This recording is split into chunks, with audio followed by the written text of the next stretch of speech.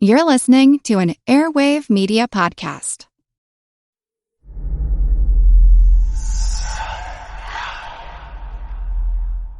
Hey y'all, spooky season is here. And if you're looking for a show to whet your appetite for a little haunted history, then I'd like to invite you to check out Southern Gothic, a chart-topping history podcast that explores some of the most infamous legends, folklore, ghost stories, and hauntings of the American South. We've covered all sorts of stuff from the Bell Witch of Tennessee to the disappearance of the Confederate submarine, the H.L. Hunley, not to mention our deep dives into the local lore of some of America's oldest and most haunted cities, like New Orleans, Charleston, and St. Augustine. So, if you're ready for a little good old-fashioned Halloween storytelling with a commitment to quality historical research, then be sure to check out Southern Gothic today. It's available now on all your favorite podcast apps.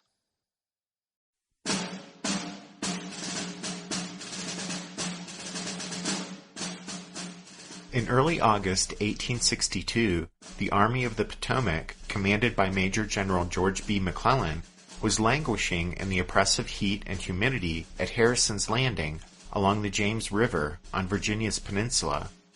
The Army had been encamped there for a month since the end of the 7 Days' battles. And then on August 3rd, McClellan received an order from Washington that stunned and angered him. It read, quote, "It is determined to withdraw your army from the peninsula." McClellan admitted that the message, quote, "caused me the greatest pain I have ever experienced," end quote. He protested the order, but in vain. The War Department, really the Lincoln administration, was showing that it no longer had faith either in McClellan or his campaign on the peninsula. When Little Mac had set off on that campaign, he had boasted it would end the war. He had started the campaign with a larger-than-life martial reputation, the largest army in American history, and a siege train of over 100 guns to pound the rebel capital into submission. He faced an outnumbered foe, whose esteemed commander, Joseph E. Johnston, had been severely wounded in the campaign's first consequential battle. After that tragedy, the Confederate Army was entrusted to a heretofore disappointing general, Robert E. Lee. Lee enjoyed the confidence of Confederate President Jefferson Davis, but his elevation to replace the wounded Joe Johnston generated little excitement throughout the Confederacy or among the soldiers of the rebel army. Lee had an admirable reputation in the pre-war U.S. Army, but since the outbreak of hostilities between the North and South, Lee's reputation had been tarnished by a failed campaign in Western Virginia and then a futile tenure as commander of Confederate defenses along the South Atlantic coast. By June 25th, McClellan had pushed the Army of the Potomac to within a few miles of Richmond. The blue-clad soldiers could hear the tolling of the city's church bells. The fall of the rebel capital seemed inevitable. The end of the war seemed within sight. But now, just 6 weeks later, McClellan was being ordered to abandon the campaign as a failure. How, you may ask, had it come to this disappointing end after such a promising start? Well, it all began a year before, in the summer of 1861, only 100 days into the war.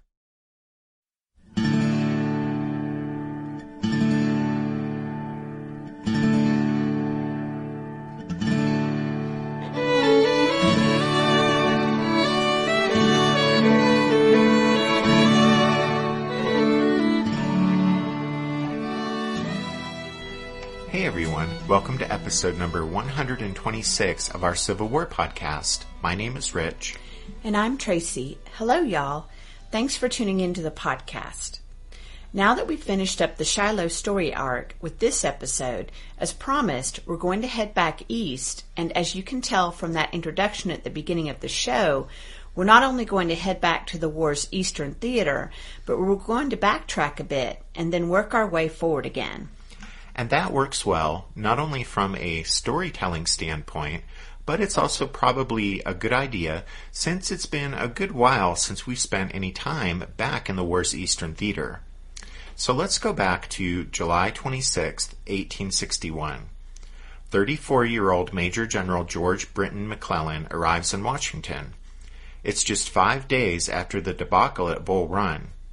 As McClellan rode down Pennsylvania Avenue in a carriage, he could see signs of demoralization and disorganization everywhere he looked, in the soldiers roaming the streets, in the officers filling the saloons, in the frightened civilians bracing for the worst. The Confederate victors of the Battle at Manassas were now encamped at Centerville, just a stone's throw southwest of Washington, and many Northerners feared that the rebels were preparing an all-out assault on the nation's capital. The urgent summons from the President that McClellan had received at his field headquarters in northwestern Virginia had read, quote, "Circumstances make your presence here necessary. Come hither without delay." End quote.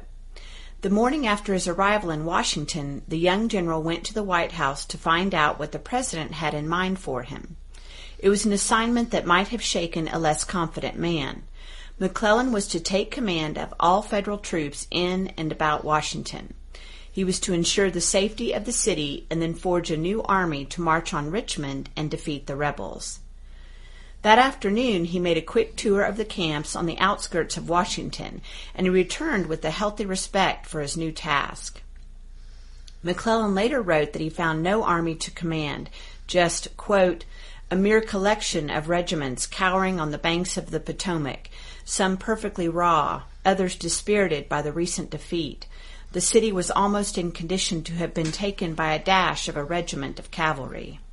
Such critical times fairly cried out for a hero, and the new commander seemed perfectly cast in the role. McClellan was a handsome, charming man, and in his general's uniform he radiated an unmistakable aura of dash and glamour. He wore a jaunty French-style képi, was an excellent horseman, and rode a magnificent dark bay named Dan Webster. Though his soldiers referred to him as Little Mac, McClellan wasn't really short for that time. He was 5 feet 8 inches tall, but he was built so sturdily, with broad shoulders and a massive chest measuring 45 inches around, that he appeared shorter than he was. One of McClellan's contemporaries noted that he displayed, quote, "an indescribable air of success." As the man of the hour, with all Washington at his feet, McClellan plunged into his new assignment with supreme self-assurance.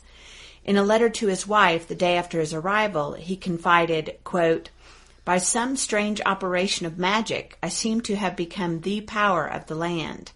I see already the main causes of our recent failure. I am sure I can remedy these, and am confident that I can lead these armies of men to victory once more." The new commander immediately got down to business. McClellan spent most of his time organizing, building up, and training the army. To oversee the countless tasks required of his command, he put together a large staff. Eventually, McClellan's staff numbered 65 officers. Then, seeking to coordinate the duties of those officers, McClellan created a post that was common among European armies but new to the U.S. Army, Chief of Staff. The officer he named to that post was his father-in-law, Randolph Marcy, who by now had risen to the rank of colonel. Of special importance to McClellan's methodical engineer's mind was the construction of fortifications around Washington. He immediately endorsed plans already underway for a series of 48 forts and redoubts to guard a 37-mile perimeter around the approaches to the city. While these new fortifications were taking shape, McClellan fretted constantly about the safety of the capital. Early in August, the Confederates under Joseph E. Johnston, an old comrade of McClellan's from the Mexican War, edged closer to Washington, occupying Fairfax Courthouse, about 15 miles west of the capital. McClellan, anticipating an attack at any time, wrote to his wife on August 8th, quote, "I have scarcely slept one moment for the last 3 nights, knowing well that the enemy intends some movement, and fully recognizing our own weaknesses." McClellan not only worried about the proximity of Johnston's army, but also about its size, which he constantly exaggerated. He told his wife that, quote, "the enemy have 3 to 4 times my force," end quote. In reality, Joe Johnston had fewer than 40,000 men available for duty during most of August, while the rapidly growing federal forces around Washington numbered nearly 70,000. By September, McClellan felt he could breathe somewhat easier. Discipline in the Army had been restored, and construction of the fortifications around Washington was well enough along that he deemed the capital safe from any immediate danger. Now he could devote his full attention to the most formidable of his tasks, forging the army under his command into an instrument strong enough to take the offensive and to capture Richmond.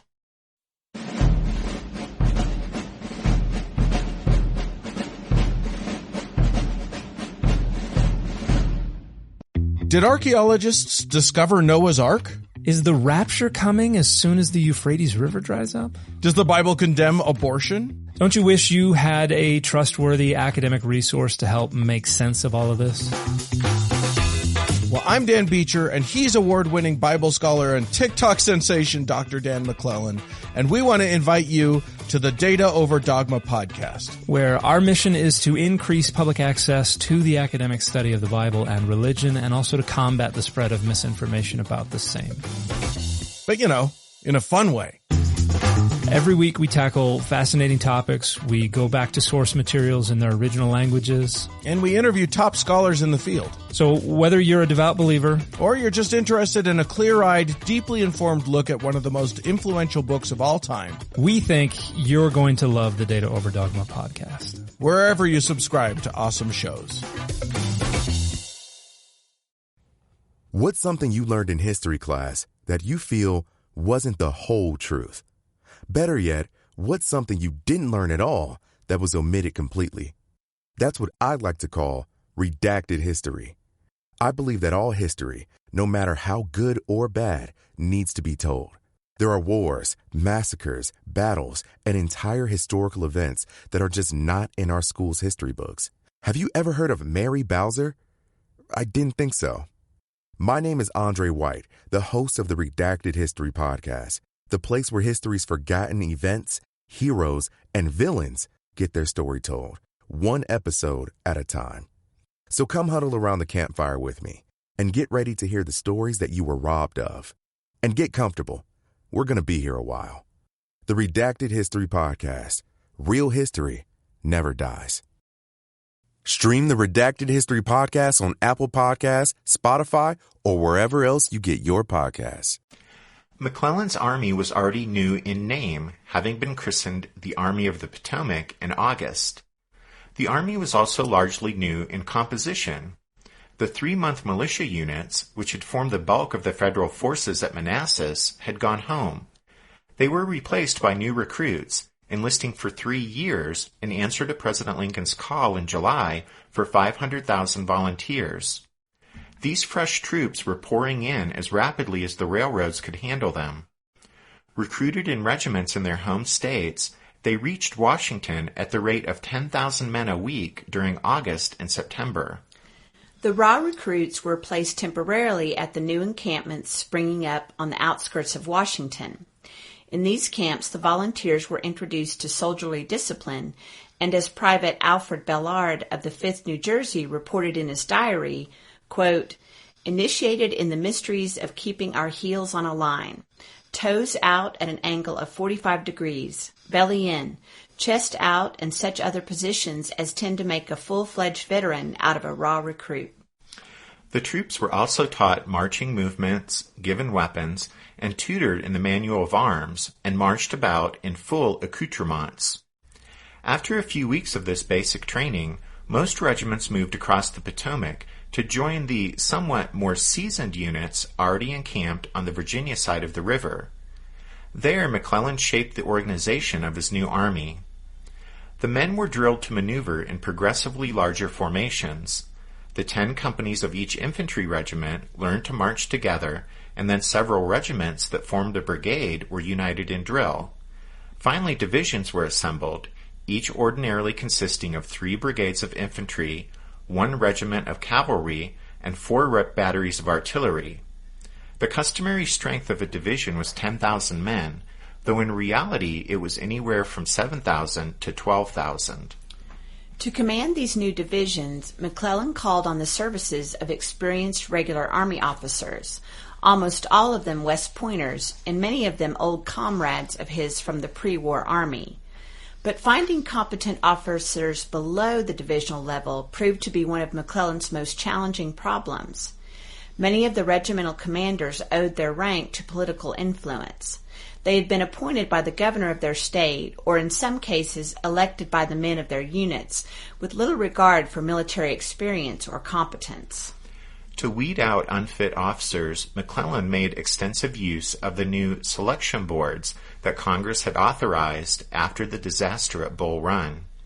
Many officers resigned rather than face examination by the regular Army officers who sat on the boards. Within 8 months, 310 officers had either yielded their place or had been cashiered and sent home.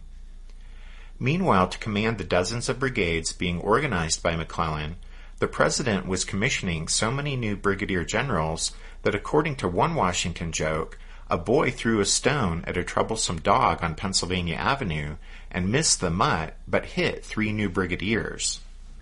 In the Army of the Potomac that late summer and early fall of 1861, no one worked harder than the young general his troops called Little Mac, or Our George. It wasn't uncommon for McClellan to spend 12 hours or more a day in the saddle, inspecting the sprawling but orderly encampments that now surrounded Washington on both sides of the Potomac. He wrote to his wife that he wanted, quote, to see as much as I can every day, and more than that, to let the men see me and gain confidence in me. McClellan was sure to be seen, since every visit from the commanding general of the army was an event. First came McClellan himself, posting smoothly at a fast trot on Dan Webster. Stretched behind the general, struggling to keep up, trotted a cavalry escort and members of McClellan's staff. McClellan's retinue included royalty, the Comte de Paris, pretender to the throne of France, and his brother, the Duc de Chartres. The 2 Frenchmen who had declined any rank above that of honorary captain were friendly and unassuming, known to their non-French-speaking comrades as Captain Perry and Captain Chatters. Their uncle, the Prince of Joinville, tagged along as an observer and occasionally depicted what he saw in splendid watercolors. McClellan had a love of ceremony, and he brought martial pomp to its fullest flower early that autumn in a series of full-dress reviews on the parade ground. At first, the ceremonies consisted of only a few thousand men, one brigade showing off its newly acquired skill at marching and maneuvering. But these were later eclipsed by grand divisional reviews. Americans had never seen such displays of martial grandeur. A host of distinguished visitors flocked to the parade ground: senators, cabinet members, society ladies with hoop skirts and parasols, sometimes even President Lincoln himself. But the center of attention was always McClellan. When the music of the regimental bands on the parade ground stopped, the charismatic young general would come galloping down the massed ranks on his great horse. As he swept by, the men of his army would cheer, and Little Mac would acknowledge their enthusiasm with a gesture that endeared him to the men under his command. One of his staff officers explained how, quote, he went beyond the formal military salute and gave his cap a little twirl, which with his bow and smile seemed to carry a little of the personal good fellowship even to the humblest private soldier. If the cheer was repeated, he would turn in his saddle and repeat the salute. End quote. McClellan held his climactic parade and review at Bailey's Crossroads, Virginia, about 7 miles from Washington. The colonel of the 3rd Pennsylvania Cavalry wrote, quote, the field was a broad amphitheater, favorable at any part for a view of the whole, and the spectacle of a vast, organized host of 80,000 men in masses of divisions, with the artillery and cavalry of each division attached, and all its banners floating in the sunlight, was the grandest and most inspiring I ever beheld. General McClellan, with his staff, rode rapidly along the fronts of divisions, awakening the wildest enthusiasm as he passed.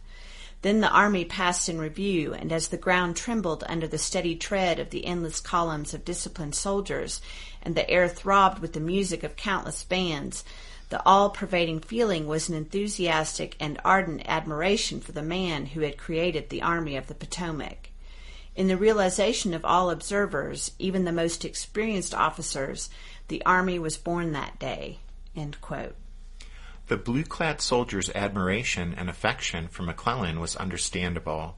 Private John W. Chase of the 1st Massachusetts Artillery, in a letter to his family, said, quote, "The boys are happy as clams at high water. The rank and file think he is just the man to lead us on to victory when he gets ready, and not when Horace Greeley says to go." Horace Greeley was the excitable editor of the influential New York Tribune newspaper. People would not quickly forget how in the days before the disastrous battle at Manassas, Greeley had affixed to his paper's masthead the insistent slogan, "Forward to Richmond." Exactly. But if the rank-and-file Union soldiers in the Army of the Potomac were, as Private Chase said, happy as clams with Little Mac, one officer who didn't share in the mass adulation was McClellan's immediate superior, 75-year-old General-in-Chief Winfield Scott. Almost from the moment of McClellan's arrival in Washington, the two men had rubbed each other the wrong way, and it didn't help that the younger man was transparently eager for Scott's job. Besides differences over policy issues, another bone of contention between McClellan and Scott was the danger, or lack thereof, posed by the Confederate forces in Northern Virginia. McClellan continued to overestimate enemy strength, and his natural inclination to do so was reinforced by faulty intelligence reports from his Secret Service chief, Allan Pinkerton. Pinkerton was an energetic Scotsman who had founded one of the first American private detective agencies. Pinkerton had done important work for the Illinois Central Railroad when McClellan was an executive there in the late 1850s. After the start of the Civil War, when McClellan took command of the Department of the Ohio, Pinkerton organized an intelligence-gathering section for him, and then followed McClellan to Washington. During the war, Pinkerton would prove as adept at catching spies as he was at nabbing bank robbers before the war, but his intelligence estimates of Confederate strength were woefully inaccurate. For example, early in October, Pinkerton led McClellan to believe that the rebel army in front of Washington was, quote, "not less than 150,000 strong," end quote, which was well over 3 times the actual number. Winfield Scott disagreed with McClellan's estimates of Confederate strength, which irritated the younger officer to no end. And as time went on, there were also more and more distressing personal conflicts between the two men, largely due to McClellan's deliberate efforts to snub Scott. McClellan circumvented his superior officer, bypassing proper channels, by dealing directly with the Secretary of War, various other administration officials, and President Lincoln. This neglect and disrespect infuriated Winfield Scott, and in despair, the hero of the Mexican War and the War of 1812 before that offered to retire, calling himself, quote, "an encumbrance to the army as well as to myself," end quote. But the president refused to accept Scott's resignation, and so he reluctantly stayed on. Lincoln, for his part, was patient with the young general.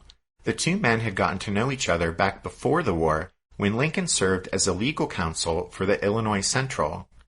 Now the president knew that McClellan was thinking big, for back in August, at Lincoln's request, McClellan had submitted a long memorandum setting forth his strategy for winning the war.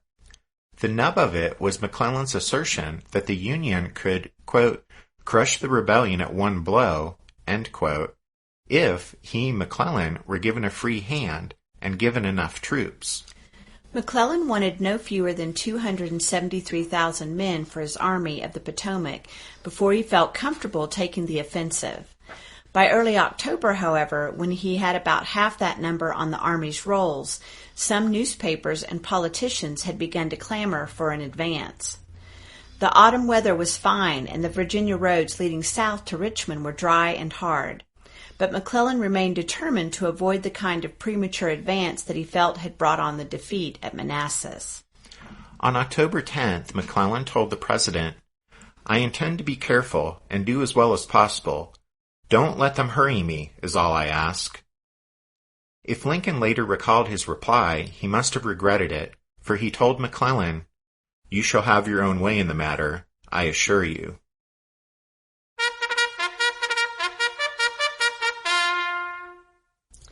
That means it's time for this episode's book recommendation, and our recommendation this time is Lincoln and His Generals by T. Harry Williams. This classic work is an account of Lincoln's long and frustrating search for a war-winning commander for the Union armies. The author not only provides an examination of Lincoln's search for that commander, but he also looks at Lincoln's transformation into a strategist in his own right. One word of caution, I guess, and that's that Williams really doesn't like McClellan. But that perhaps isn't a bad thing. You can decide. So that's Lincoln and His Generals by T. Harry Williams. As always, you can find all of our book recommendations if you head over to the podcast website, which is www.civilwarpodcast.org. As we wrap up this show, we want to be sure to say thank you to Michael C. in Texas for his donation.